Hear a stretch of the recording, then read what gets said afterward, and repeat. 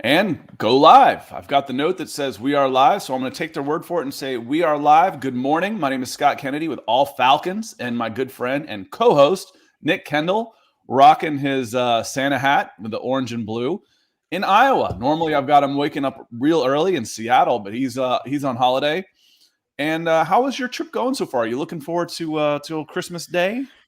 Yeah, I mean, I've already done a lot of the Christmas stuff before the holiday madness. One of the benefits of getting out here early. So I'm thinking the rest of the holidays are going to be pretty low key. I've been sending my boss man, Chad, a lot of articles. So getting on that. So that way he can, I'm giving him a Christmas present in that regard. And also doing some work at home. But it's been good. It's like 50 degrees here, which is weird. But I was a little scared to I'll come say back. it's a little warm. It's Yeah. 39 when I woke up this morning down here in Georgia.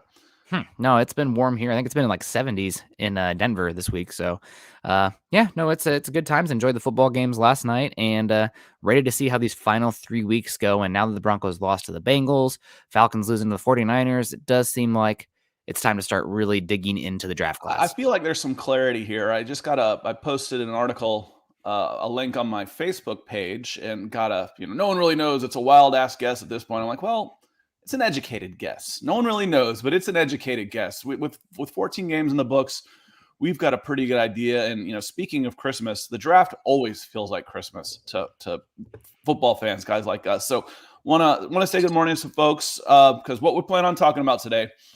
I want to look back at the 49ers game and the Falcons and discuss just for a moment the red zone problems and the short yardage problems that the Falcons had. I've got a play I want to show.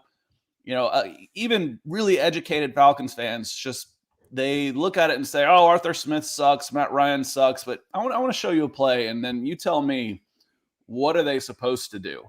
And we're going to get into a little bit of the Lions. Looking forward to that game because they're 2-11-1, but they've got 2 wins of their last 3 against playoff teams. So that's no gimme for an 0-5 at home Atlanta Falcons team. And might you be better off losing that one?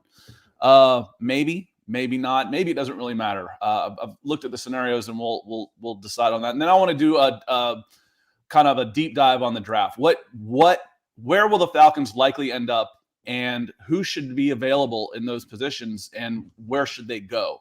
So we're going to pack in a lot in the next 30, 45 minutes or so. Actually, since Nick's off, I might be able to get him for a full hour. I was going to say you might be able to get me for I an might be able hour. to get him for the full hour today. I don't know that I can do the full hour. The in-laws are coming in today, so I better, clean up some of my messes before they get here at noonish. Well, let's see if the chat is popping and the monetization with the super chats comes in, then maybe we'll stick around for an hour. Let's say good morning to some people coming in. EJ was up bright and early, saying good morning. So good morning, EJ. Ethan is over in England, and Ethan, I want you watching Chelsea this afternoon. They play a League Cup, a Carabao Cup game today. I think it's Carabao Cup against Brentford. I've actually been so busy with football, my Chelsea focus has fallen off. I never thought that could actually happen. They keep dropping US points. Dave coming in saying Buenos dias, Dave. Moose Thames. It's the Thames River, Moose Thames. Either way, I don't care. I'm glad you're here. So welcome. Keith Robbins, appreciate you being here. And then we got a spammer here that I'm going to go ahead and block that one. And then Moose says the Seattle loss last night that really hurt the slim chance we had to make the playoffs. I actually looked at it a little different. If Seattle had won that game, the Falcons would have moved up to number 8 in the playoff. I'm not really worried that much about playoffs with this team. They're not a contender. I mean, they can't beat a good team. They've got this. They're tied for the second easiest schedule in football right now. If they come up against somebody, yeah, the playoffs would be fun. But, we've all seen those games where you just have no chance. Like, hey, we're in the playoffs. And that lasts for about 5 minutes. You're like, good God, we're getting embarrassed on national television. Ray Falcon coming in says, what's up with the coach pitching it at the 1-yard line? I'll answer that one real quick. Good morning, Ray. Appreciate you being here. I think it's just the pitch, at least in this case, was to Cordero Patterson, who attacks the line of scrimmage at 230 pounds like someone stole his lunch money. I mean, he runs that ball in those situations and the way he attacks the line of scrimmage like he's returning a kickoff, like he's busting a wedge. I like that call better than just right up the middle. Give him a little space. Maybe he can get an angle, get a cut. I don't mind that. I really don't. it's either that or turn around and hand it to him. Either way, he's starting 5 yards behind the line of scrimmage. Get him to him quickly, and maybe he can make a decision. The coach lost this game this year, man. Maybe he's also probably won a few, and I still think this is more on personnel. I want to get into that a little bit. Ethan DWA guys coming in with not just my first super chat, as he says, but my first super chat. And I had something here, and it ends up that this is going to be a perfect wash for you, because I told Nick, I said, I've got a $25 Top Golf gift card that I was going to give away to the first person who put in a super chat, whether it was 50 cents, $25, $250, didn't matter. So Ethan, email me. You've got my information, skinity@gmail.com, and let me know where you want me to send this. Or, if you want to re-gift it, that's fine. I can send it to someone else, but let me know as a kind of a celebration of this channel hitting the monetization mark, which will be big for me moving forward with Senior Bowl and recruiting highlights and video chats and all the stuff we're going to do over the next year. This was my way of saying thank you to whoever came into and gave the first super chat. So thank you very much. I've got a $25 Top Golf gift certificate for you. So thanks again, as always, the support you've shown Nick and I over the last 6 weeks, 2 months or so. It will never be forgotten. I promise you that. Yeah, thank you so much. And Top Golf, man, good gift. It's fun. Let's hit on this real quick. I want to get into Ray's comment. And Todd, I know Todd coming in. Todd saying congrats. Thanks, Todd. Look forward to seeing you. Todd is one of our baseball dads. He's got a hell of an athlete in his son Carter that look forward to following his career as the kids are getting older. He'll be hitting high school before too long. Ray says if we bottle, still can get it right. We can still get it right. It's going to be tough. I said 7-10 2 months ago in October when we were 3-3. I still think 7-10, but I want to show you a play here real quick. Nick, chat, everybody, about when we start talking about. Let me see what might be the best way to do this. You might be able to see it a little bit better like this. When we start talking about the red zone woes and the play calling. Now this is 3rd and goal. This is after getting stuffed at the line of scrimmage. This is after an incomplete pass. It's 3rd and goal from looks like the 2, right? So 3rd and goal from the 2. I was like, I don't think that's a 3. That's a 2, isn't it? 4-man set. Already couldn't run the ball. Yeah. We have tried that. So this kind of becomes a passing situation. And all right, drop back pass. Now, first things first. Both tackles just got whipped like dogs.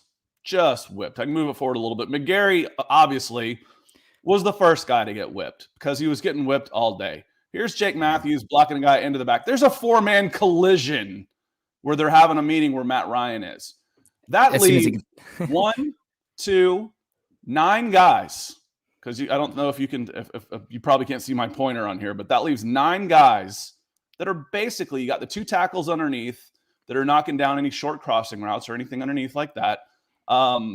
Even the right defensive tackles even leaking out a little bit to try and cut off that passing lane that might go to Cordero Patterson, which Matt Ryan can't see because he's under complete duress. And you got 7 guys in coverage. So I can't run the ball. Tried it. I certainly can't throw the ball because they're getting immense pressure with two guys. That leaves 9 guys in coverage.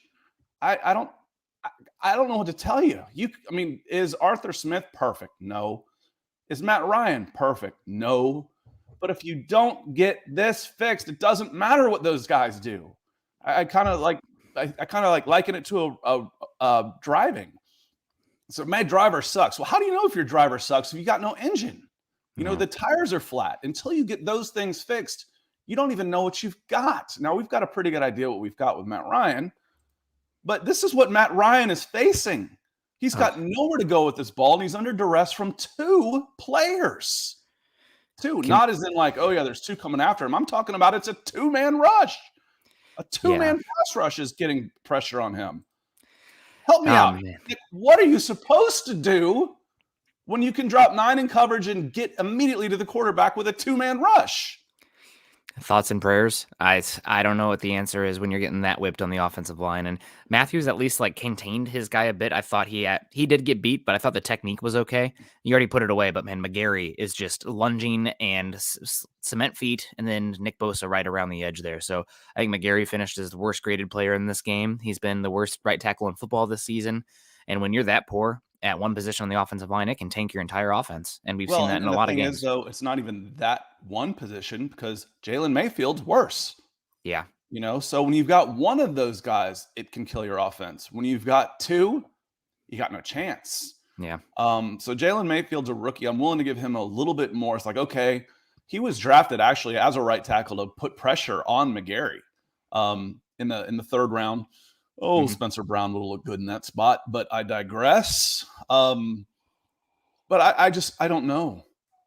I don't know. What are you supposed to do? And Clee, I got Clee coming in with a $5 Merry Christmas. Thank you very much for the super and the support that you've shown Nick and I. And he says that's a TD for a mobile QB. Maybe. Maybe. Remember, they got 9 guys out there. So he still had a decent ways to go.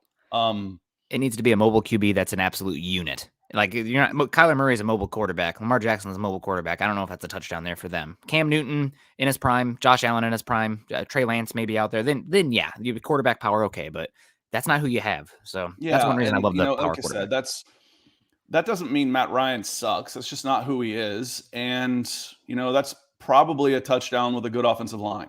And frankly, you're also dealing with second-rate wide receivers. I hate to say it that way, but you are. Russell Gage had a great game. Great game. Russell Gage is at best a number 2. At best a number 2. His true position should probably be a number 3. Should probably be a number 3 guy on a better type of offense. And be very effective. Be a very effective number 3. Kyle Pitts has been the de facto number 1 receiver all season. I watched him on one of those short yardage plays, and he, in the goal line situation, may have been that same drive. He was bracketed by 3 guys. Yeah. He's bracketed by 3 guys. Ray coming back in and says, and why was Blake doing on the field on the 4th down? And that's actually where they went to him. Ray, you're good at this, man. He's watched this more than once because that was the next play. The next play was kind of a crossing route to Christian. I'm not even positive his first name, Christian Blake, right? Who? No. Yeah, exactly. Christian Blake. That tells you, but Tajay Sharp was out again. Who? Tajay Sharp was out of the game. Olamide Zacchaeus, if you're in a 4-wide set, and you've got Patterson in the background, in the backfield, it was probably Pitts. I don't know this for sure, but my guess it was Pitts, Blake, Zacchaeus, Gage as your four wideouts. 2 of those guys are practice squad guys. Yeah. And then you've got Mayfield and McGarry on the offensive line. Hennessy's okay at center. Matthews is fair. Jake Matthews is a fair left tackle, but he's a $25 million left tackle. So the return on investment on that is really bad. And then McGarry, Mayfield, and Lindstrom's solid. So you've got one position on the offensive line that's good enough, 2 gaping holes at receiver. And you get what you get. What are you supposed to do? So I'm not willing to blame. I'll put blame on Thomas Dimitroff, but I'm not willing to blame Arthur Smith. I'm not willing to blame Matt Ryan. I don't even blame McGarry and Mayfield. It's not their fault. That they're the best that the Falcons have. It's not their fault. Yeah. It's that's the best that they've got. That's up to Terry Fontenot and Arthur Smith to upgrade. And that's what I'm looking forward to seeing what they can do when they've got an average NFL roster. Because right now it's bottom 3. Yeah, it really is. And I feel for Matt Ryan being at this point in his career. Now he's making millions and millions of dollars, right? And he's had a good career in the NFL, but him and the coaching staff have made this team play well above their overall talent. And when you have a good coach and a quarterback, you can do that. But something stuck out with me with Jake Matthews there. Is he the Kirk Cousins of left tackles in football? He's like average-ish, but he's like the return on the dollar is not good. So you're fine with him in a vacuum. But then when you see how much he's weighing on your salary cap, it's like, Maybe not. Yeah, you're like, oh yeah, he's serviceable, and then I go to Spot Rack and sort by offensive tackles highest paid, and I think he's 3. Keith Robbins comes in and says, "Why are Falcons so against Matt Ryan? He's been the only true player we'd had since he got drafted." I think part of it is that the dollars and cents, Keith. If I go to Spot Rack right now, and I sort next year 2022 by highest cap hit or total salary or whatever it was, Matt Ryan comes up number 1. He comes up number 1. Now, when we start complaining about this team is broke, this team is broken, this team doesn't have the money in free agency in order to go out and address the obvious deficiencies it has, I look over and say, well, Matt Ryan's on 50 million next year. Maybe if he's on 25, we wouldn't have so many problems. And that makes me a little angry at Matt Ryan. And the part of it is you've been here 14 years and have had the ups and downs, but I'm old enough to I lived through the 80s. The 1980s were my Falcons team, and they were god awful. 4-12 was every year. Maybe throw in they were awful. The beginning, I think they were 12-4 in 1980, and then blew a 2-touchdown lead to the Cowboys in the playoffs. Sound familiar? But they were awful. They were awful. Matt Ryan's been very good, and the run that the Falcons have been on since Arthur Blank took over has elevated expectations for people. But Matt Ryan's one of the best Falcons to ever play in a uniform, as far as I'm concerned. Yeah, no, it's, me. I am somebody who thinks that the Falcons should probably tear this down and then rebuild it up the right way, because I think you're just kind of spinning wheels on ice right now with how this roster is built. So what must be done eventually must be done now is my philosophy with team building.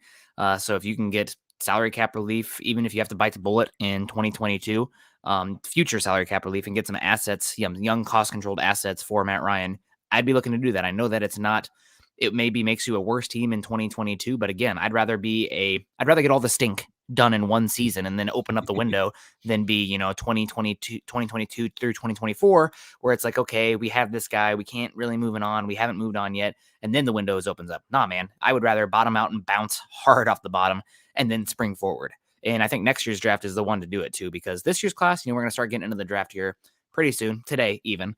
But next year's class, just going over the names and talking with some people, I mean, next year's got a better edge rusher than this year's class. The next year has 2 better quarterbacks than this year's class, better wide receiver than next year's class, better defensive tackle in next year's class. Except you go down the list, it's just the top of the class is better. I even saw, I think it was Daniel Jeremiah said that would a single player that's going to go in the top 10 this year even have gone in the top 10 last year? That's the disparity you're talking about between last year's class and this year's class at the top. So again, maybe trading down, accumulating assets, and really hitting that reset button hard and going after a top pick in 2023. That takes some understanding and patience from the fans, which not everybody has, but I don't know. That's what I would be trying to do here. And with the understanding, I'd let the fans know that out of the gate, that I'd be looking to move on and build forward. But we'll see. We'll see what happens.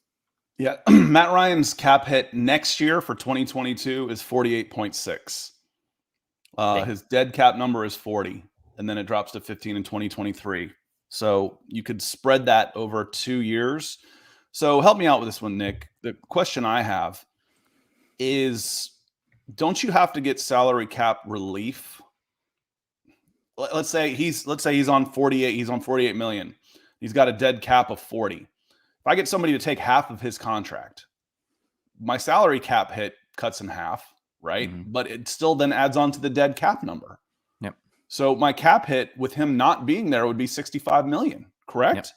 Yep. And it's bad for, I understand it's bad for 2022, but I'm not looking to really compete in 2022. I'm looking. No, I just want to make sure I've got that right. It's like, I'm pretty sure he costs you more, because you're not going to get somebody to pay him his salary. Nobody's giving him 48 million next year. No way. No, it would come with a restructure. His base salary. His base salary actually, and maybe that's where it helps. His base salary for 2022 is 16.2. Mm-hmm. So you could get him someone to pick up 16.2, and then you would just have the dead cap number. Yep, absolutely. So yeah, that's what I'd be looking to do. Can you live with the dead cap number, and then you pick up 16.2 in base salary? Maybe. Ray, you've got really good comments, because I think the same way on this. We talk about how bad he is in the red zone, or how bad he's been in the red zone.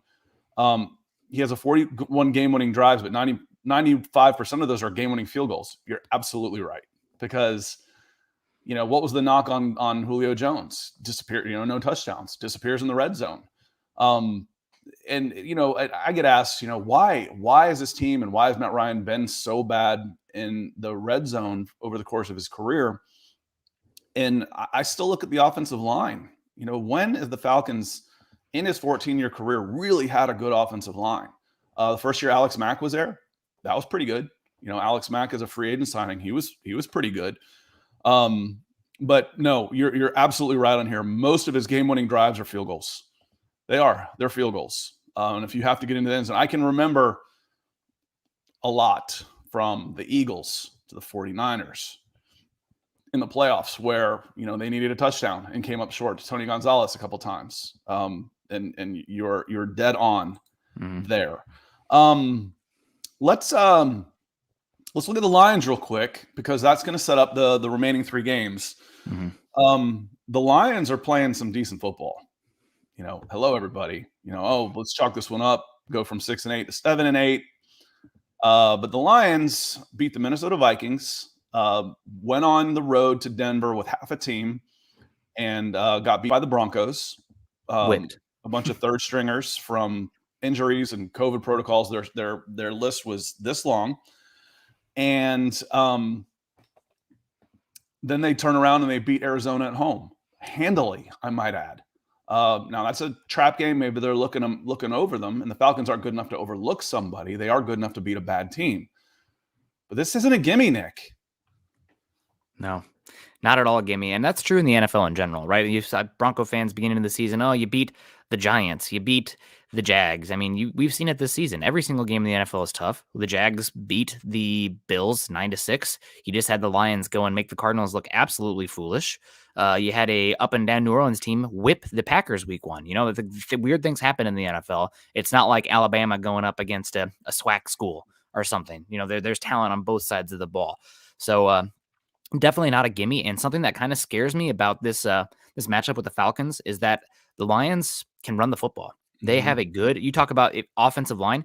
The Lions have building blocks on that offensive line that are really, really good. Penny Sewell has been Slater's been better this season, but Sewell is right behind him at that right tackle spot. People don't, I think, give enough credit to Taylor Decker. The interior has been getting space for them as well. I know Hawkinson had that finger surgery. I think he's out for the rest of the year, which they'll miss him. And Goff can play efficient football. He's very limited by his protection, but they have one of the best tackle duos in football right now. So it will be interesting. I don't respect or think very highly of, I'd respect them, but I don't think very highly of the Detroit Lions front 7 in general. Their defense is not very good. So at least the Falcons should be able to rush the football. But again, you do not have the horses on the offensive line. And that's a big thing you touch on it. Matt Ryan in the red zone has struggled. In the red zone, when the spacing gets small, you got to have the offensive line has to just win their matchup one-on-one and get some movement. And I haven't seen that at all from the Falcons. I mean, when you have Cordero Patterson running for like 1.2 yards per carry, that's not on the Cordero Patterson. That's an offensive line stat. And they're struggling there. So got to be better. So looking at the numbers, I like the way the Falcons match up with this team because they're not bullies. We talk about this with the Broncos a lot on Mile High Huddle, and they're very similar in this way. The teams that are able to bully you in the trenches are the ones that have been winning. The one time that the Falcons were able to flip that on its head was the second time they played the Carolina Panthers, and the Panthers are a mess right now. I think they actually lose their last 3, finish 5-12, and stay ahead of the Falcons. We can get into that momentarily, but I look at the defensive numbers. I'm looking at them right now. Rushing yards against the Detroit Lions, and it goes like this: 236, 145, 184, 68. That was the against the Bears. 100, 184, 105. So again, that they're weak-ish against the run in the front 7 bodes well for the Falcons, because if they can run the ball at all, it means they're going to be able to get Matt Ryan a little bit more time. And if Matt Ryan has some time, he's still a very good quarterback. And so I like the Falcons to win this one. But it's not a gimme by any stretch of the imagination. Yeah, no, not at all. And I mean, the Lions also have suffered a fair amount of injuries here with some of their better players that are on the IR. Alex Anzaloni, former third-round pick of the Saints. You probably recognize him from the Saints watching NFC South. I've Uh, scouted him when he was going to Florida, actually. I think he was an yep, Army All-American or an Under Armour yep. All-American. So I remember him from high school. He was a really good, highly rated recruit, but he's always had injuries. He had another shoulder injury. He's going to be out for the year. Hawkinson is out for the year. Trey Flowers is out for the year. Romeo Arquara is out for the Yeah. year. Frank Ragnow is out for the year. Jeffrey Okuda is out for the year. I have been impressed with, and this is a matchup that kind of concerns me for the Falcons in this game. You say they don't match up well, but somebody who is a former first-round pick who didn't live up to their draft stock with their first team, now really starting to come on in their second team, Charles Harris. From Missouri. He honestly, he might have one of the best spin moves in football as a pass rusher. Guess who was a Falcon? Yeah, Charles Harris for a second. Yeah, he's been pretty good for Detroit this year. I've been impressed with him. I mean, He'd lead Atlanta in sacks. He'd be starting over Steven Means, no doubt about that. yeah, no doubt about that. But he's been pretty good. And if you talk about a guy who can submarine a team, you match up pretty well. But the reason teams take edge rushers so early in the draft is because they can make a game changing play on one play. One play. That's all it takes for an elite edge rusher. They have to make the play one time. And I think Harris against McGarry, you give that enough dice rolls, right? You need to get double sixes, but if you have enough dice rolls there, you got a chance to have a game changing play. So that one scares me a bit, and especially you can't really help that tackle too much. And like you do want to obviously chip with a tight end or a running back, but still there's going to be some plays where it's isolated and Harris can beat McGarry. So that one scares me a bit. And Matt, all it takes is one strip sack and a good field position, and the game is totally different. Well, and Todd comes in and says thoughts on Jake Fromm's debut for the Giants and the Falcons even attempt to sign him off the Bills practice squad. I don't know, and I didn't watch him with the Giants. Did you see anything? I did not see anything. He is a third string quarterback, and I try to shield my eyes from as much third string quarterback play as I possibly can. I watch enough preseason football that's painful. The starters in this league are bad enough. Yeah. The way we're describing this Falcons Lions game, though, it's like both teams will run the ball. Both teams want to run the ball. Yeah. Neither team's very good at stopping the run, and they want to try and limit the possessions. So you can see a low scoring game in this one, and the over under on it's 42.5. The Falcons come out 5.5 point favorites, which seems a little high to me for a team that's 0-5 at home against a team that has played pretty well the last few weeks. But the under, I can see, I'd still go with the under on this. I like the Falcons, 17-14, maybe 20-17. Over under a 37 gives me a 5-point cushion. So if I was betting on this one, I would probably go take the points for the Lions, but I don't feel real good about that one. It's hard to say, team's 2-11. They're only getting 5 points. That's not enough, but I do feel better about the under. I would go with the under on this one. I like the Falcons 20-17, 17-14, somewhere in that neighborhood. Yeah, no, that sounds about right to me. I think the Lions maybe will also have a little bit of an emotional letdown coming off of the big win against the Cardinals. So I do think the Falcons will win. Maybe you don't want the Falcons to win. You said it doesn't make much of a difference in there, but I mean, every single game, you never know. The Falcons luckily have the tiebreaker for almost every single team. Almost they match everything, up against. because they've got the easiest schedule in football. Yep. So besides the, I think maybe who has an easier schedule? Tennessee. Tennessee. Okay, Tennessee. I wasn't sure if it was the Patriots or Tennessee. But it's about to get easier because they're facing a 2-11 team. So it may be the number one. Let me zoom this up, and then I want to share. See if this shows up. Share screen. See if we can see that at all. So okay, yep. I think that shows up pretty good right now. This is on Tankathon. Give them a shout out here real quick. Jacksonville, Detroit. Jacksonville probably end up with the number one. Houston and the Jets. Okay, they're out of reach. We're talking Falcons here. And then the Giants are sitting at 5. I don't think they've got 2 more wins out of 3 left in them. They are actually at 6. Whew. It's the Bears at 5. Oh, that's the Bears at 5 with the Giants pick. No, it's the Giants with the Bears pick that went to the Giants. Yes, exactly. Yeah, so Justin it's the Fields Bears. trade. Okay, yeah. Yep. So you're looking at the Bears draft position, correct? Okay. Yes. Either way, they're 4-10, so it's a 2-game lead there. So the ones you're looking at right now are Carolina, Seattle, Atlanta, Washington. Carolina's remaining games are Tampa, New Orleans. They're going 0-3. So scratch them off the board. I could see them beating New Orleans. I could. I don't. Man, New Orleans has won 2 in a row, and they're in the playoffs. They're getting right. But all you need is a poop game from their quarterback, which is definitely possible. I know, but New Orleans is going to be favored in that game. Yes, maybe by 5. I would actually think them better to get a split against Tampa after Tampa doesn't have anything to play for. If their seeding's locked up, maybe they win the last game.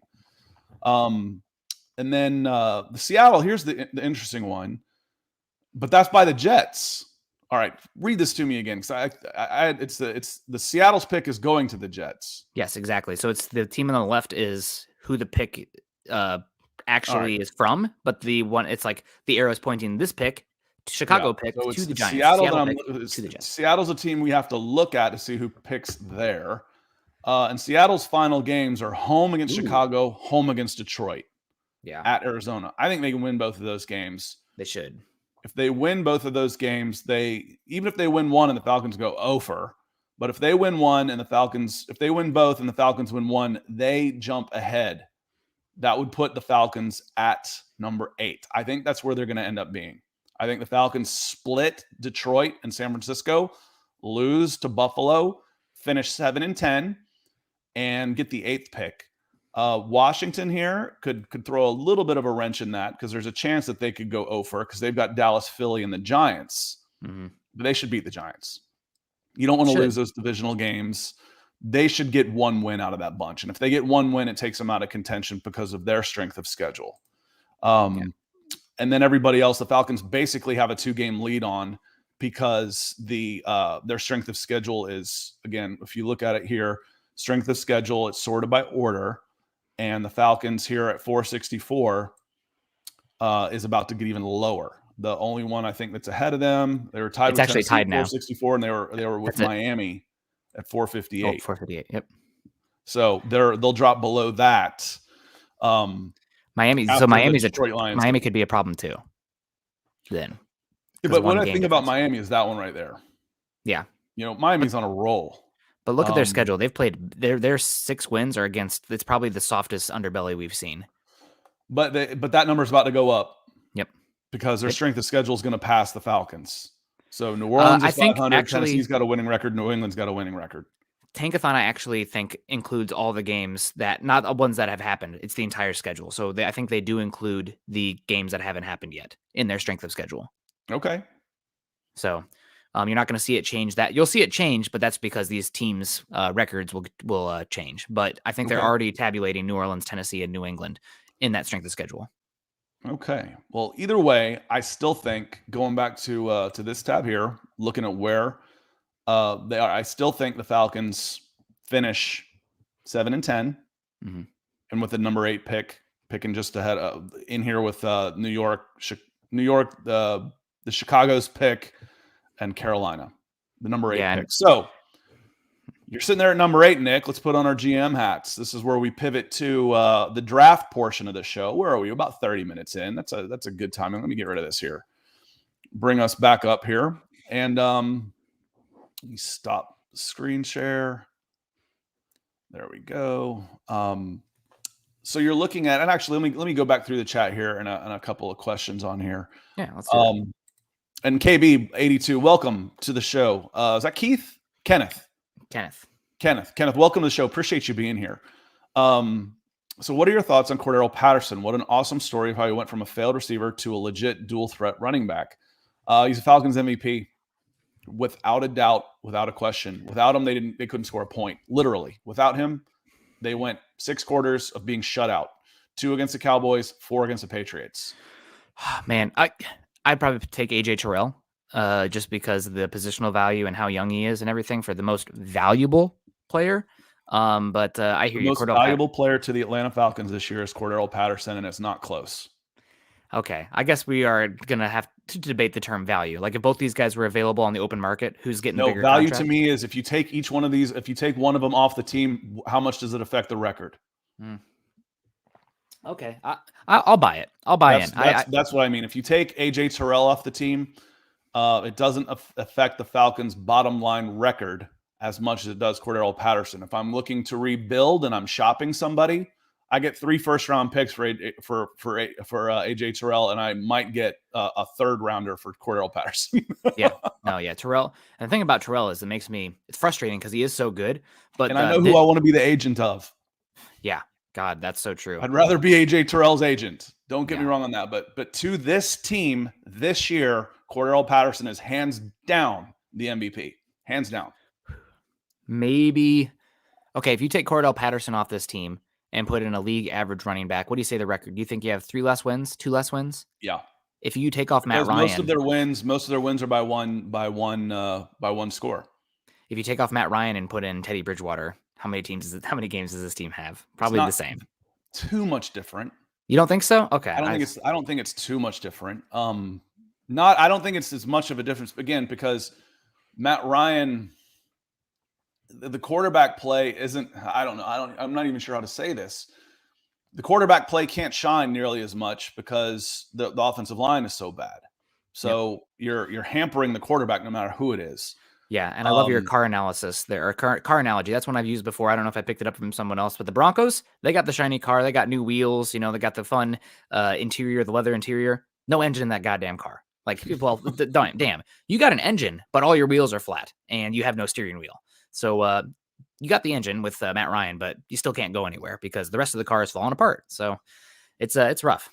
But as far as Kenneth's question, what are my thoughts on him? I think those are my thoughts. He absolutely needs to be re-signed. He's on a $3 million 1-year deal. The Falcons should double that. They should double it and put him at 6. They can find the money to give him 6. I would offer him 2 years, 2 years at 12 with 8 guaranteed, somewhere in that neighborhood. And see what happens. And somebody with more money might come up and say, hey, like I said, if I'm the Denver Broncos and I've got $8 million of Melvin Gordon coming off the books, I absolutely make a pitch to Cordero Patterson. Give Javonte Williams, if you're getting 35 touches between your running backs, give Javonte Williams 25 touches a game and give 10 to Cordero Patterson somehow, some way. And he's a scary dude. He's been so good this year. Love the guy. One of my favorite players to watch for the Falcons in a long, long time. Yeah, I would kill just going back to the draft though. Ethan coming back in with the super chat. I love saying that on the show. The first time I've been able to say that, and I do love being able to say it. Have to go defense in the first round, right? Correct. Unless one of those big offensive tackles is there. So I would be okay with one of the premier offensive tackles in that top 10 spot. Otherwise, yeah, you should be. The thing with the Falcons is they can go best player available and fit a need because they need everything. Unless the best player available is a tight end, that's about the only position on the entire team that you can say we're good. We're good. I don't need anything else there. So wide receiver it is. Let's talk some. No, I'm just kidding. The bones. I mean, you do need wide receiver help, but I feel like that's maybe the ornaments on the tree where you don't even have the luxury pick. Yeah, it's a little bit of a luxury. It's a luxury pick. That's what Kyle Pitts was. Kyle Pitts, in essence, was a luxury pick, and I didn't mind it once I found out that Julio was leaving. When I thought Julio was still going to be there, Julio Jones and Calvin Ridley with one football on a team that can't block, can't run the ball, can't protect, can't play defense. Drafting Kyle Pitts was dumb. And it wasn't necessarily dumb so much as the thought of, oh, this is a win now move. They're really going for it this year. My ass. They can't play defense and their offensive line stinks. And there's only one football. Again, there's only one ball. So how are you going to appease all of these different people? That was not a good move. Until you're looking at a 20-year-old Kyle Pitts as the long-term replacement for Julio Jones. That was a 12-year move. Okay, I can get on board with that because he's going to be really, really good for a long time, and the Falcons will have time to add pieces around him and build up the rest of this team. But it really annoyed me to hear the win now baloney. Baloney indeed. Yeah, I am curious to see what the Falcons do in the draft. I'm having a hard time with blue chippers in this class. So last year, Kyle Pitts, obvious blue chipper, all the way down to Micah Parsons, blue chipper. And I'm not sure, like we talked about earlier, who is going to end up being the blue chippers in this class. Obviously, you have Aiden Hutchinson and Kayvon Thibodeau, but you're not going to be in range for those guys. Right. You have Evan Neal, who is, I mean, Evan Neal would be amazing on the Falcons at right tackle, he's but gone. he's going to go top 5. You have Derek Stingley and Kyle Hamilton. Now we're starting to talk where it's possible. I was going to say, is there any chance Kyle Hamilton as a safety falls to 8, 9, 10? Yes. Any chance? I would say yes. Maybe not in this class because, again, you are missing the top quarterbacks. You're missing the top. I guess it really is the quarterbacks that's really going to make this hard for those kind of guys to fall down. But safety is a position that is undervalued in the draft and free agency compared to what they actually bring, in my opinion, especially with defensive backs getting more and more out there. And Kyle Hamilton isn't just a safety. I mean, he's coming down. He's playing in the box. He's playing the slot. He can do split field. He can do single high. He can come down and play boundary corner from time to time as well if you want to do some exotic looks there, or the inverse cover 2 or whatever the heck they call it out there. So that's he's one that I'd be interested in out there. Maybe it's, again, you're taking a non-position of value in the top of the draft, which maybe we'll get some eye rolls out there because you just did that with Kyle Pitts. But I think we're entering an era. I mean, you see it right now with Cordero Patterson, positionless football, guys who can wear multiple hats that can affect games in multiple spots. And Kyle Hamilton can do that. He's my favorite safety prospect I've watched since Derwin James. I think he's not as good in the box or coming downhill, like physical as Derwin James. Like Derwin James is a tight end stopper. I like Kyle Hamilton a little bit further back, but he is so versatile.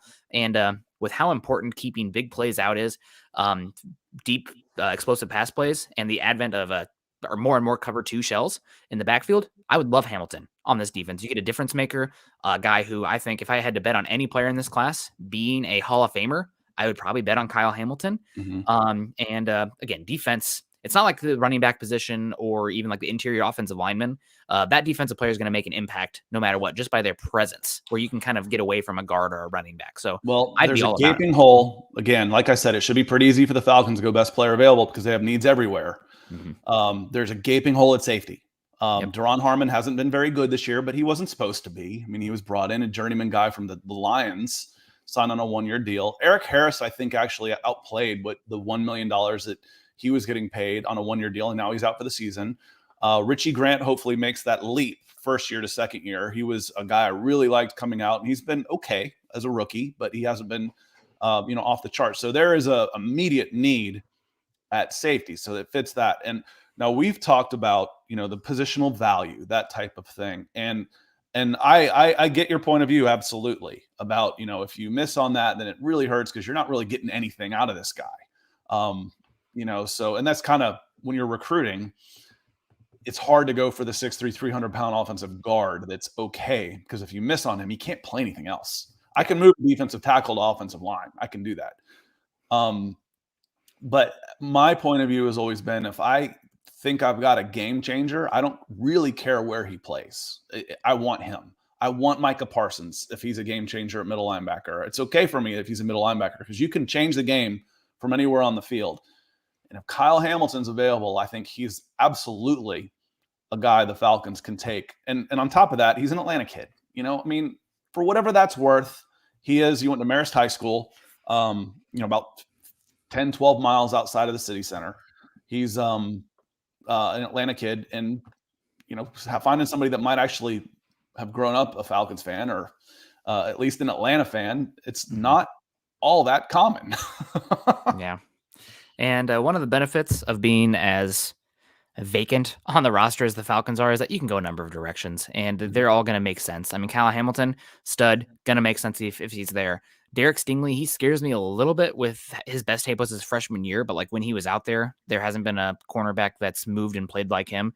I mean, he moved better and was a better profiled athlete his freshman year than what I saw from Patrick Surtain coming out. That's the type of athlete he is. But you have the injuries that are a concern, but he makes a lot of sense. I really, really like Andrew Booth in this class as well. Another cornerback from Clemson. Maybe you double dip at Clemson cornerbacks and you have a kind of a synergistic effect then, because if you have 2 good cornerbacks, it condenses so much space and makes things so much easier for your defense.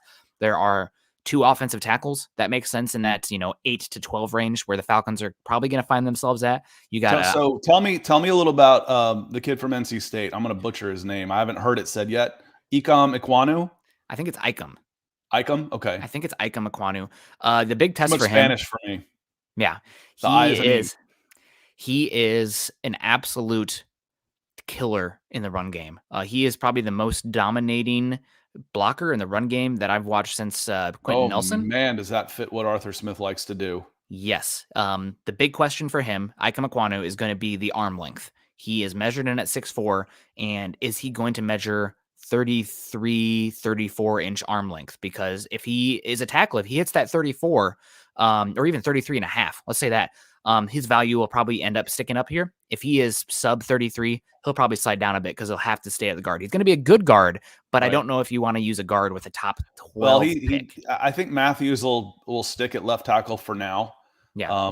So there's an opening on the right tackle spot for sure. And I haven't watched Charles Cross, Mississippi State. I'm seeing his name jumping up into that area. I'm looking at the NFL mock draft database, and I don't know how often they update it, but they do. My friend, I can never remember Barry's last name for some reason. Does Cleveland Browns Barry McBride? Thank you. I just want to call him Barry Sides. I'm like, who's Barry Sides? Because that's the only thing that popped. Barry McBride he called it the mock draft muncher, which was basically just a big average, and it came in and did that, which I think is what mock draft database tries to do. I don't know that he does it as well as Barry does, but they've got Charles Cross sitting there at 9. So again, I'm okay with the Falcons going offense if it's tackle, despite how bad the defense is. Then I want they've got 2 second-round picks. I damn sure want those 2 second-round picks going edge corner in that neighborhood. But I'm okay going offensive tackle. And could Charles Cross be one of those guys? Yeah, he's definitely possible. I'm curious if he is an identity fit for what the Falcons want to do with Arthur Smith, because Charles Cross, he has the dangerous label on him when I've watched him for finesse. He is an absolutely smooth mover in space. He's super long. He's always in control, and his operation in pass protection is beautiful. But because they're running that Mike Leach air raid at Mississippi State, you don't see many drive blocks. You don't see much in the run game. Mm-hmm. And also you're going to have to talk about a transition from left tackle to right tackle. All those things combined scare me a little bit with Cross with this fit with the Falcons team. The All-Star games, if he does them, might be really good for him on that. If he does, I don't know if he's a senior. I think probably he's not if he's that high. I think he's a junior. Yeah. But he might be able to get some looks and some other things. I'm gonna hit. Kenneth has a couple of comments in here I want to hit on too. Yeah. Circling back, now that the majority of the season's been played, are you still happy Atlanta picked Pitts? Still might not be the right word for me, because I wasn't happy that the Falcons picked Pitts. My draft preference was, and again, this was going in when we didn't know. They did know, so that's why it's too hard to be too judgmental without all the information. You don't know that Julio Jones has already been asked to leave. Okay. Or he's asked to leave. Okay. That changes things. That changes the way you think of things. My preference from the get-go, 1, trade down.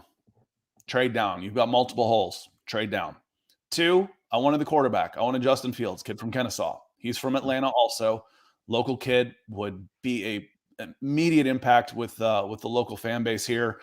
Matt Ryan's 36 years old, be 37 next year. Gives him some time. He's not thrown into there right away. You can Trey Lance him a little bit, and then get out from under Matt Ryan's salary cap, and then start building around Justin Fields when you come in. 3, trade down. Trade down. I wanted more picks. And 4, I wanted Penny Sewell. I wanted one of those building back block offensive tackles, knowing how bad that this offensive line was.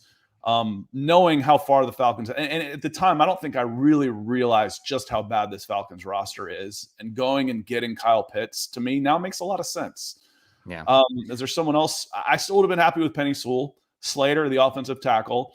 Patrick Surtain, opposite of Terrell. I mean, you need cornerbacks. So yeah, bad. that would have been a nice one too, and that would have been a trade down candidate. Again, you can trade down to get Surtain or Parsons, would have been really ideal. And then who was the last one I was thinking? I think I said Micah Parsons somewhere in there. So, when I saw Parsons measurables, I actually wrote him up as, this is good news for the Falcons, because this kid just put himself into a top 5 pick contention. That's how much I liked Micah Parsons coming out. And then finally on this one, Kenneth says, what are your thoughts on former Georgia Bulldog Azeez Ojulari's rookie season? I haven't paid that much attention to him. The Giants aren't really worth watching since the Falcons and Broncos both played them really early. But I see he's got 42 tackles and 8 sacks. When I was scouting him and I looked at him, I said he reminded me of an MMA fighter. Honestly, the way he uses his hands was just violent. It was his grappling up high was something that doesn't measure, but you can see it right away. And I think Brooks Austin, who does a lot of Georgia Bulldog content, you can find him on Twitter. He told me that he'd been working with Chuck Smith, who runs a pass rushing camp here in Atlanta and was a former Tennessee Vol, former Atlanta Falcon legend, and was a very, very good defensive end. And I was like, well, it shows because his hand movement and placement is just spectacular. Dylan coming in saying good morning. Good morning, Dylan. Welcome. Appreciate you being here. Yeah, morning, Dylan. Azeez Ojulari. I like Azeez coming out.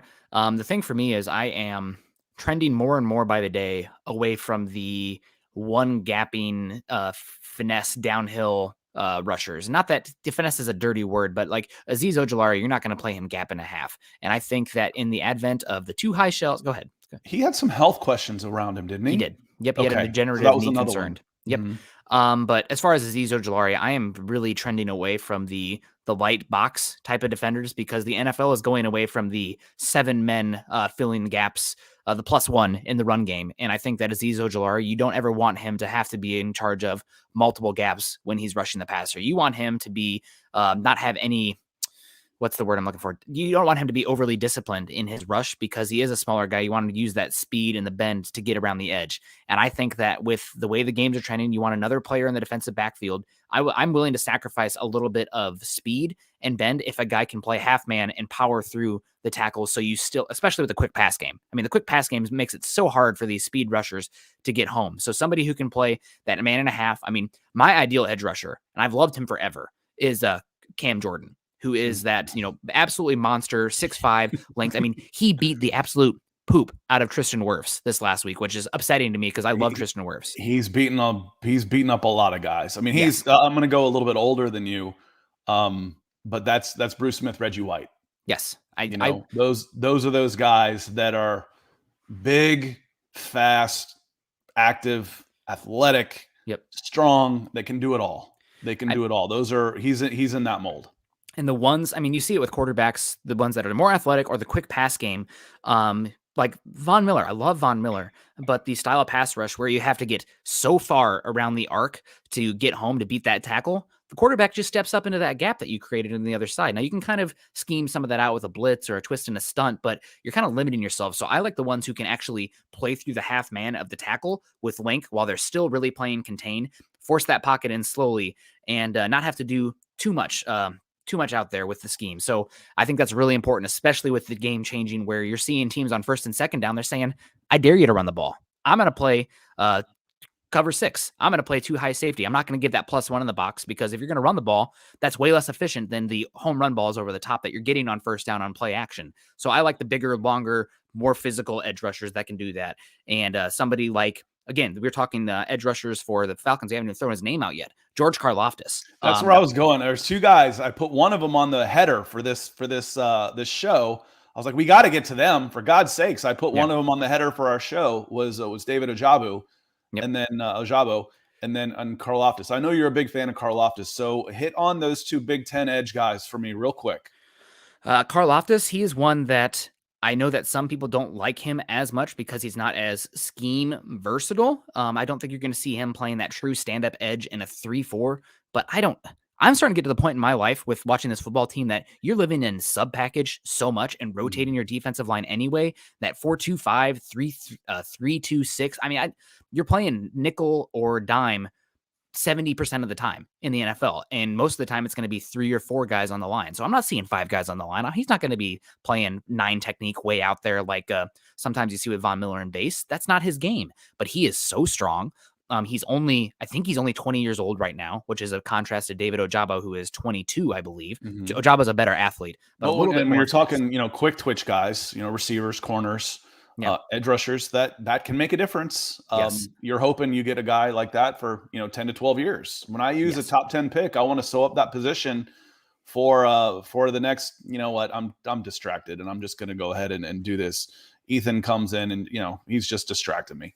So coming in huge. Like I said, this was being able to monetize this channel is going to let us do so much more.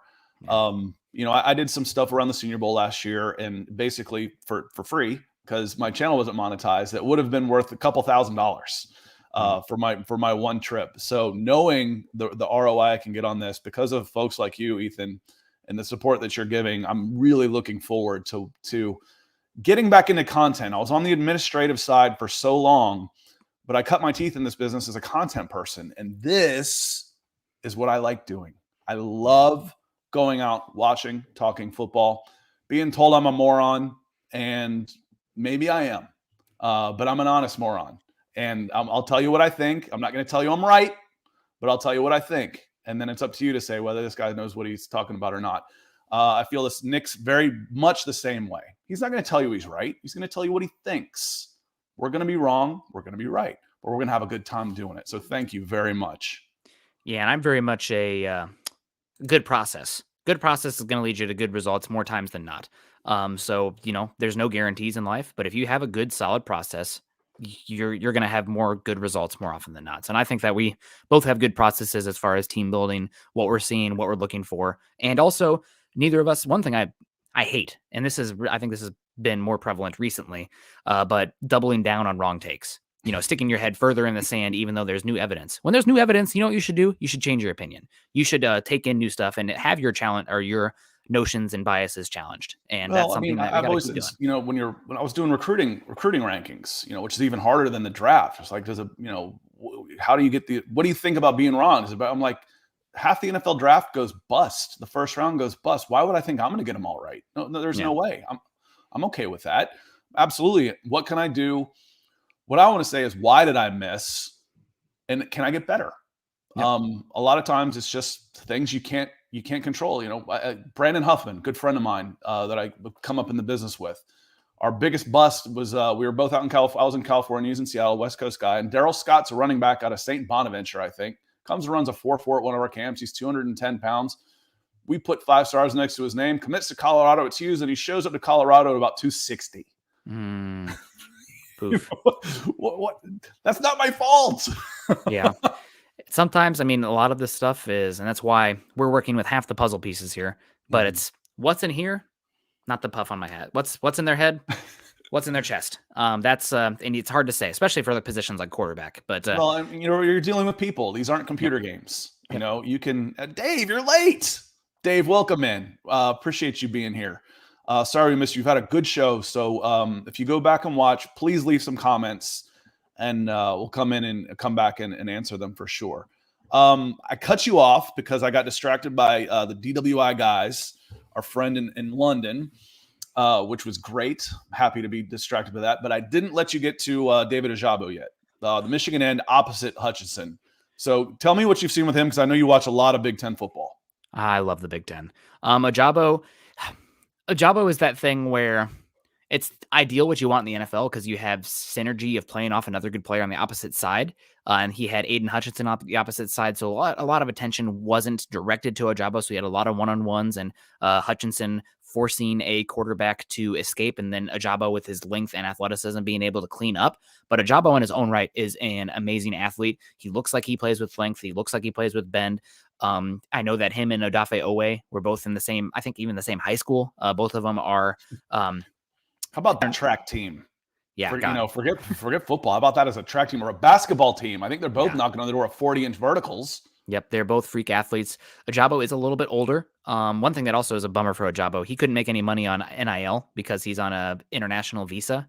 So he would lose his visa if he made any money off of that, which is stupid. Come on, NCAA. Well, hopefully he'll make up for that with a 7-8 figure contract coming up soon. Absolutely, but he's one that I like a lot. Again, you want to see if he tests as athletic. I don't think he is as physical as Odafe Owe. You can see the force when a guy makes contact with an offensive tackle, and I don't see the displacement that you saw with Owe, where it's almost like, he's wearing like the Infinity Gauntlet and punches a guy. And it's like with Odafe. Not being Owe is not a knock on somebody. I mean, no. I don't know that I can't remember really ever seeing the type of measurables that he put up last year. Just unbelievable. Myles Garrett and maybe Jadeveon Clowney are the ones that I don't think they had those type of that straight ahead 40 time that he yeah, did, maybe because not. I think he was in the 4.3s at They're his talking pro about day. Ojabo at 4.34. We'll see if that's real. But they're talking about that. Again, he's a little bit more finesse than Odafe Owe, but I think he has the length and the frame to still get it together. And also, he didn't start playing football until I think his junior or senior of high school, so he's still kind of getting it together. He impresses me a lot. I like him a lot. If you were picking 8 to 12 and he was the edge rusher there, and you want to run more, you're looking for a more of a stand-up kind of guy, or a guy who can do some stand-up and space work compared to George Karlaftis, then maybe that's the way you go. I do want to shout out also a player on the edge position who is, again, maybe he's my kind of edge. I need to watch him. He scares me a little bit. But Trevon Walker for Georgia, he is, I think, 6'5", 270, but he's been playing that edge position for Georgia. And if you're looking for that, length, power edge, Trevon Walker is a guy to keep in mind as well. Last name I want to bring up here, just because we're racketing through them all. Where's Walker fit? Where is he going to be? Is he somebody you could sneak in at the end of the first round, or is he really going to be a top 15 guy? Oh man, if he tests like a lot of people are talking about him, he could go in the top 15, top 10. I know that in Dane Brugler's first mock, he had him going, I think, 8 overall, because he is that kind of ball of clay and his frame is otherworldly. And I also think he's extremely young. So he's one that I think I'm going to need to do more work on. He's not a finesse edge, and he would be really good. I really like it when you can complement a power edge with a more finesse edge, like especially with what the Seahawks did in like 2013, where they had like the Joker and the Buck position with you had Michael Bennett and then Bruce Irvin on the other side. So it was almost essentially like a 4-3 over. But I think Walker, I think he could get down to 260. I think he could get up to 280. But they don't typically get smaller. They don't typically, but he's really explosive, and he's really long. He can half man like crazy. See, what's interesting to me is, like I said, I don't know how often NFL Mock Draft Database updates, because they've got Walker 52 projected late second round. Yeah, that'll change. He is. But that's going to move up. The other guy, who do you think? Maybe you've already noticed this, and somebody we haven't even talked about. Who is the most mocked player to the Falcons so far this season? Malik Willis is one of those guys. It's not Malik Willis. I'm looking at the mock draft database. Don't cheat. Number one guy. The one I saw earlier was Kyle Hamilton. Okay, it's not Kyle Hamilton. Somebody who there is some talk about maturity questions for him, but no doubt about it, he is a freak athlete. He was a really highly rated recruit, and one of the few guys in this class that does what he does and fills the niche that he does. Marvin Liao. Defensive tackle, defensive end. He was one of the first guys I saw mocked to the Falcons. Yep. Texas A&M. He, if you played like a 3-3-5 stack, he could play that edge spot. Right. If you want to go heavy in 4-2-5, he'd be fine there. Or if you want to go in that 3-4, I think he actually has the length and the size to really complement somebody like a Grady Jarrett, who's maybe a little bit more of a pure 3 technique, which is fine. But I think Liao's got some versatility that you don't have on that defensive line. Also, he is, talk about power. I'm really looking for like joules, not to get too into the physics here, but like when a guy makes contact, the ability to convert speed to power, that's one of the most important things I look for in my defensive linemen. I call them direction changers. Yeah, he was incredible. Matt Corral had a tough game against him, Alabama. They didn't really match him up against Evan Neal, but that's not where he's going to be winning inside. You're going to see him on the B gap a lot in the NFL. So I really liked Marvin Liao. He says Cam Jordan here. I don't know if he's the flexible athlete. I'd take Cam Jordan in a heartbeat. I tell you that much. Yeah. I don't know if he is that kind of guy, but he's fun. And there's no other. The other thing is there's not other defensive tackles in this class. This is not a very good defensive tackle class. You got Jordan Davis, who plays like 38% of his snaps. There's value for him out there, but like, is that a top 15 level pick? I don't know. It's pretty niche. So I think Liao is one that if you're looking to fortify the trenches, take him. The one thing I do want to emphasize with him is that he's probably one that you need to wait 2 to 3 years, because it's still coming together, and the transition from the NFL or the college football to the NFL, even the SEC, sometimes takes some time. But the tools, the displacement, the power that he has, he's a fun one. I like Liao a lot. So this is how we'll get out of here, because this is a good debate that Nick and I like to have, as far as, is the best player available concept overrated, guys? I'll let you go first. Is the best player available overrated? It is something that every single team says every year, and it's kind of an overarching PR point, in my opinion, when they say, oh, we took the best player available. Best player available means so many different things for so many different teams. You always have what your team needs baked into your draft board, but it's also best player available for one team is not going to be another for another team because schemes are so different across the league and what you're looking for is so different across the league. So boards are going to be stacked based on that. That being said, you do not want to go into the draft where you are like, I have to walk out of the first round with an offensive tackle or my season is cooked. You failed in free agency if you come into the draft that week at one singular position because you cannot go into the draft with that myopic of a viewpoint. So best player available is more of a catch-all where you are open to multiple positions, multiple areas of need that fit your team long-term beyond this immediate upcoming season. And you do want to take the best guy. I don't like when, for me, I almost feel like when they say, oh, best player available is almost like saying, trust the coaches. It's like a conversation ender. Best player available is so flexible, as Nick was saying. It's so ambiguous. It's like, oh, we took Kyle Pitts because he was the best player available. Says who? How do you know that? You don't know that. You don't know that he was the best player available. Now, I also say you got to trust your scouts. You got to trust your evaluations. And if I've got my list of players and I put a grade, let's say I've got a 1,000-point grade, 98.5, 98.2, et cetera, and I'm running them down the list, and I've got a big gap. I mean, we're talking a big gap. And you do that when you're drafting fantasy football players. You'll see where you can, if I've got, okay, I need a wide receiver 2 here, but, when it comes back around to me, I'm only going to lose 2 points per game instead of 10 points per game unless I take this guy. So the best draft is going to be the draft that fits the best player available with a need. So if it's close, if you're on your board and you're looking at it and you say, listen, and it's real, like I said, it's real easy for the Falcons this year because they need everything except, like I said, possibly tight end. So the best player available concept is going to be very easy for them to do it. You're going to take the best player on your board because he's going to fit a need on this team. Full stop. Now, the best player on the board is a tight end, and you take him, you're a moron. You're a moron because that's the only place that you're set. It's the only place. So if you think, okay, this is the best guy on the board by a long shot, sell him to somebody else. Trade down. Trade down because you don't need it. Accumulate some more picks because the difference between the 28th pick and the 35th pick could be your development and your scouting as opposed to picking guys off of a computer program who this guy's a 98 and this guy's a 95. It doesn't work like that. So for me, yes, the best player available concept is okay. Rule is overrated. You've got to try and get the best player that's going to fit your needs, and you have to be flexible with it. That's my thought about it. Yeah, I totally agree with you too. And also, I think that I really liked Jason Licht. I think that's how you pronounce his name, the general manager of Tampa Bay, who has been very transparent with his process. And he said, like, we cook our draft boards for what these guys project to be in 2 seasons. And so what they are year 3 is how our draft board is built. And that's perfect because like Broncos fans this year, I'm really actually concerned for Broncos fans next year because they're going to have expectations of their rookie class to look like this year. This is an anomaly season for the Broncos with what their rookies are doing. You do not expect this again.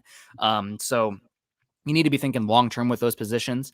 And also the other thing is I really do believe in positional value. Now there are guys that transcend that, but I would use like a positional weight, so to speak. When you have those grades, then you multiply it by like 0.5 for quarterback, 0.3 for edge rusher, and then maybe only like 0.1 for an interior offensive lineman or a running back. And that will help sort the board a bit mathematically by positional value.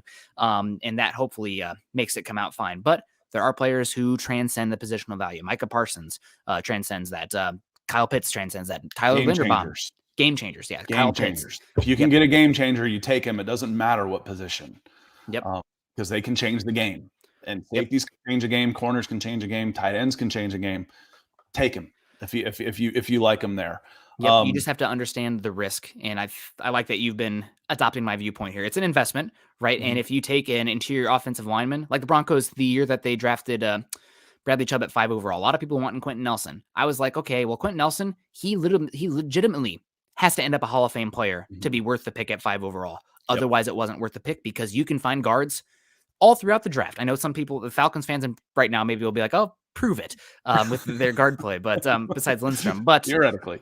Yeah, theoretically. But no, you have you miss on physical tools that are rare. You miss on the rare guys, and guards and centers that are serviceable aren't rare. Not at all. They're not that rare, despite the fact that the Falcons don't have, are just have the worst left guard in football.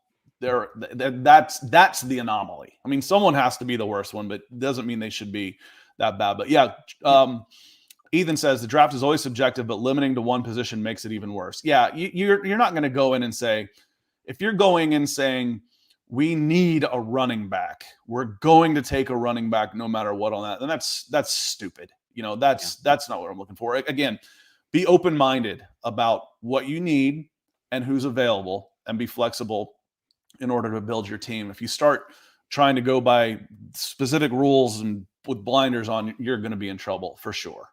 And just the counterpoint to the Quentin Nelson talking point, which was he has to be a Hall of Famer being taken as an interior offensive lineman in the top 5. That so far, that looks like he is going to be a Hall of Famer. The Colts made a calculated decision and they bet right. On the other hand, though, you have same draft, Saquon Barkley going number 2 overall. Running back at number 2, if he's not a Hall of Famer, the pick wasn't worth it. Well, he's injured, does not look the same. And right now that pick was a bad one. Just full stop, a bad pick at number 2 overall. I think the Broncos called up to go up to trade at number 2 overall to take Sam Darnold. Thanks, Elway, for not doing that one. But they should have done that. Last time I said number 1 overall at running back, and probably the last time, was Adrian Peterson. I would have been okay with him going number 1 overall at running back. Yeah. But I thought Adrian Peterson should have been number 1 and Calvin Johnson number 2 in that draft. That was a long time ago, and things have changed a little bit. But Adrian Peterson was the freak of freaks. I probably would have gone Calvin Johnson and then Joe Thomas. But that's just me being a How old stickler. were you when he was drafted? Oh gosh, I don't even want to tell you. You wouldn't have done anything. You were thinking about, maybe I can get my learner's permit. Be quiet. Oh, I was younger than that. I was thinking about, who's my first crush? That was maybe that'd been my freshman year of high school. When I was first getting started, class of 2002, 5 years later, it was probably 16 years ago. He was probably the class of 05. He's probably 07. He was probably drafted in 07. So it was about 15 years ago. Yeah, and we got a couple more questions here. Once we get monetized, we got to go an hour. Maybe we're gonna have to start doing the 6:30 show instead of 7. To get that money. No, let's give you guys good content. KB82 coming in early on. I saw Thibodeau going number 1 overall. Now I'm seeing him drop all the way to 4 or 5. If he drops to pick 4, would you trade up for him? And what would you sacrifice? I'm going to answer this for you, Scott. No, you're not trading up. You're trading up from 8 to 4. You're talking about giving up a 2023 first round pick because the cost gets so much. Even though you're only moving up 4 spots, there's an logarithmic decay in value from the first pick onwards. It plummets. You'd have to have pick number, I don't think pick 30, 31, and 32 all packaged together would get you to number 1 overall. Even though they're all first round picks, there's such a difference between up there and down there. So no, you would not trade up for Kayvon Thibodeau. The only position that I think is honestly worth trading up for in the top 10 is quarterback. And if you're not going up for a quarterback, then you're probably better holding on to your assets and looking at the overall roster, taking those picks and get that. Thibodeau, he's been injured up and down a little bit. I don't think he is a freak athlete, but he is probably the most versatile pass rusher in this class. I think he's the most nuanced with his hands. I have heard some talk about him maybe having some issues with coaches at Oregon. So we're going to see if that comes out over the draft process. It's always like that could be from one team trying to just tank his stock. We'll see. Here we go. There we go. We're also looking at 4 teams within 1 pick of number 1. Yep. There's 4 teams. 4 teams within number 1. Who's got more incentive than the Jets to start talking about Thibodeau? Thibodeau. No, we don't like him. I hope you don't either. Maybe the Lions, because they really do not need an offensive tackle. And if they win one more game and fall out of the top 2, what are we doing? I'm like, oh, I can't take Evan Neal. I can't take Ike Mekwonu. Like, I don't know. That's one that I think Lions definitely do not want to miss out on those top 2 guys. And Dave says, since when did developing O-line become so impatient when talking about the draft? I don't know that it's all that impatient. I'm willing to give Jalen Mayfield a pass, going back to the Falcons. I'm willing to give him a pass for this year. I'm not ready to give up on him. I don't want him starting right now. That doesn't mean I want him off the roster. Caleb McGarry's at the end of his 3rd year. former first-round pick. I'm done. I'm over the Caleb McGarry thing. It's time to find an upgrade at right tackle. He's still cheap enough that he can be a backup next year. That's fine. I really wish Matt Gano would have been healthy this year. I think he probably would have found a spot in this 5, and losing him, I think, really hurt. And I don't think he was expected to be out all season. So that one is hurt. So yeah, give him a little bit of time. But when you're drafting in the first round, it's not typically a developmental position nearly as much. When you draft in a guy in the first round, you're expecting him to make an impact right away. And that should be a pretty easy case for the Falcons in this next draft because they've got holes everywhere. Whoever they take in the top 10, top 15 is going to be on the field next year. Yeah. Unless it's a quarterback. Yeah. An important caveat to that would be, though, what they are year one is not what you're drafting them for. Exactly. Even if they're in the top, you want them to play day one if you're taking them in the first round. Yeah, I don't want that to be their ceiling, but I expect them to be a starter if I'm taking them in the first round. And you live with the lumps. And something I think it's Fran Duffy, who's done NFL stuff for a while. He's with the Eagles, but he talks about in trenches, and it's adding another log to the fire. It's adding coal to the furnace. And, maybe it's not something that day one impact is going to be game changing for your entire unit, but it's a battle of attrition and it's a volume perspective. So if you take an offensive lineman or a defensive lineman, you're just investing in the resource, and hopefully over time, you'll have a cumulative effect in those positions. And that's something the Falcons have. They've invested in the offensive line. I actually blame the evaluation and the coaching, the development staff there for the offensive line more than I blame the resource usage, because you have a lot of early picks on offensive line. It's just you haven't taken very good guys and they haven't really developed very well. But that's an entirely different discussion. So we'll see. I mean, Falcons picking at 8 right now. Got a tackles, got edge rushers, got cornerbacks, maybe got a game changer in Kyle Hamilton. You'd be happy with any of them right now. That's where it's, and maybe even to Marvin Liao. You'd be happy with any of them right now.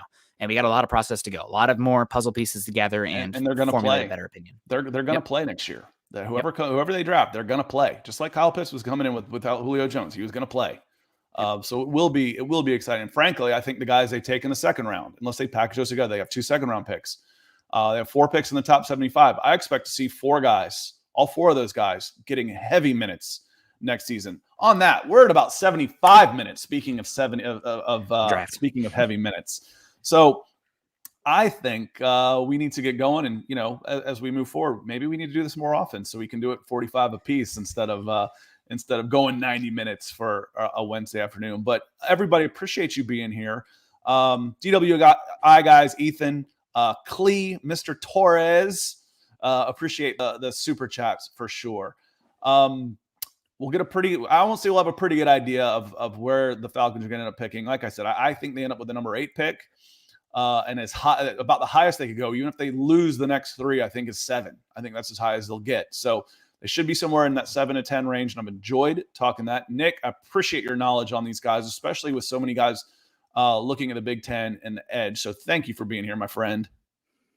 Yeah, we're just getting started. A lot of fun to go. So Merry Christmas, everybody. Happy holidays, whatever you might celebrate. And as Nick says, choose kindness, choose compassion, and we'll see you next time.